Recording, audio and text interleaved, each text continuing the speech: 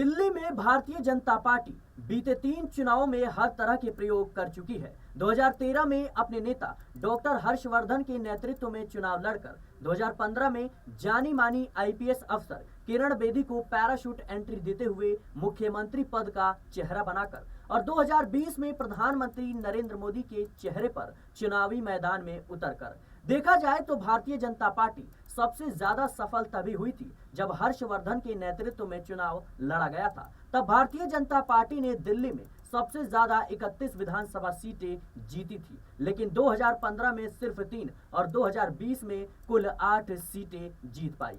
2025 को लेकर भारतीय जनता पार्टी का प्लान क्या है? अब तक इसका कोई ठोस स्वरूप सामने नहीं आया है। देश के अन्य राज्यों में चुनावों के दौरान आक्रामक हो जाने वाली भारतीय जनता पार्टी दिल्ली में एक्टिव तो नजर आ रही है, लेकिन काफी हद तक कंफ्यूज भी लगती है। और ये सब ऐसे वक्त में देखने को मिल रहा है जब अरविंद केजरीवाल अपने राजनीतिक करियर के सबसे मुश्किल दौर से गुजर रही हैं और सत्ता विरोधी लहर भी फेस कर रही हैं। लेकिन इन सबके बीच बड़ा सवाल यही है कि अरविंद केजरीवाल का चैलेंजर कौन है? कौन सा वो चेहरा है जिसके दम पर भारतीय जनता पार्टी अरविंद केजरीवाल को दिल्ली में चुनौती देगी? कौन सा वो चेहरा है जिसके दम पर भारतीय जनता पार्टी दिल्ली में चुनावी मैदान में उतरेगी?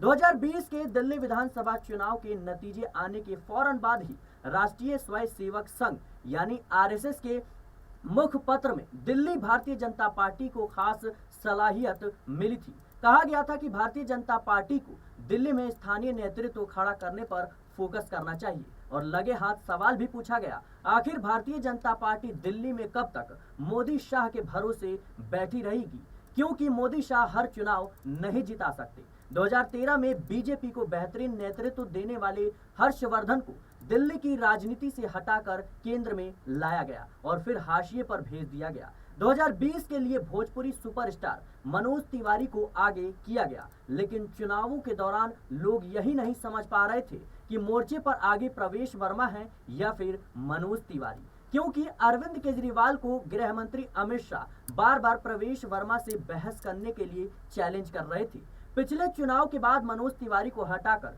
वीरेंद्र सचदेवा को आगे किया गया, लेकिन वो भी खुलकर नहीं। प्रवेश वर्मा को अरविंद केजरीवाल के खिलाफ नई दिल्ली विधानसभा सीट से चुनाव लड़ाने की बात भी सुनी जा रही है, लेकिन वैसे ही बातें स्मृति ईरानी को लेकर के भी सुनी जाती है। ये सारी बातें फायदा या नुकसान तो बीजेपी को ही पहुंचा रही है और तस्वीर भी भारतीय जनता पार्टी की ही साफ कर सकती है। चुनाव की तारीख की घोषणा तो नहीं हुई है, लेकिन वक्त बहुत कम बचा है और अब तक भारतीय जनता पार्टी के चेहरे का पता ही नहीं है।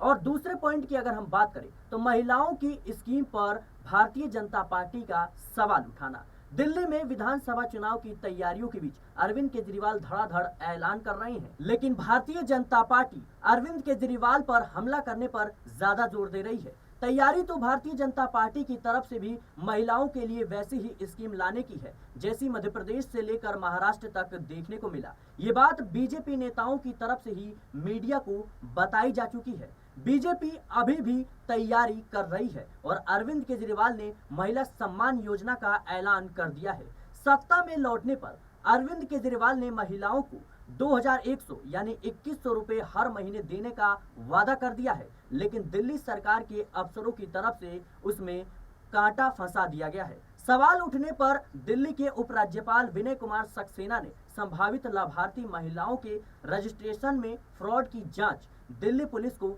सौंप दी है। एक और स्कीम पुजारी और ग्रंथी योजना की घोषणा करते हुए अरविंद केजरीवाल ने बोल दिया है कि देखते हैं कौन रजिस्ट्रेशन से रोक पाता है। और उपराज्यपाल की चिट्ठी के जवाब में मुख्यमंत्री आतिशी ने भी कहा है कि एक महिला होने के नाते उनके कदम से वो बहुत आहत हुई हैं। क्या महिलाओं के लिए भारतीय जनता पार्टी की स्कीम में बस इतना ही है? जब तक अपनी तरफ से कोई योजना नहीं लाती तब तक भारतीय जनता पार्टी महिलाओं के लिए केजरीवाल की स्कीम पर सवाल भर उठाकर भला क्या हासिल कर सकती है, क्योंकि अरविंद केजरीवाल महिलाओं को कहीं ना कहीं अपनी तरफ उनके वोट को खींचने के लिए लगातार ऐलान कर रही हैं, लेकिन दूसरी तरफ भारतीय जनता पार्टी को केजरीवाल पर हमला करने से फुर्सत नहीं मिल रही है। तीसरे पॉइंट की बात करें तो चुनाव से पहले घुसपैठियों को पकड़ना। दिल्ली पुलिस बांग्लादेशी घुसपैठियों के खिलाफ अभियान चला रही है और रोहिंग्या मुद्दे पर आरोप प्रत्यारोप के दौर भी जारी है।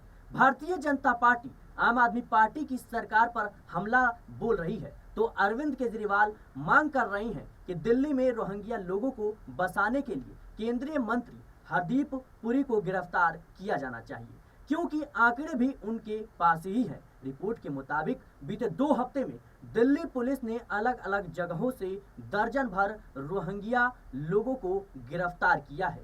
सवाल यह है कि ये सब ऐसे वक्त पर यानी एन चुनावों से पहले क्यों हो रहा है? चुनाव के लिहाज से ऐसी कार्रवाई का क्या फायदा मिलेगा? वैसे भी बांग्लादेशी घुसपैठियों के लिए किसी दिल्ली की राज्य सरकार को जिम्मेदार कैसे ठहराया जा सकता है, क्योंकि देश की सीमाओं पर निगरानी से लेकर दिल्ली की कानून व्यवस्था किसकी जिम्मेदारी, ये तो केंद्र सरकार की ही है।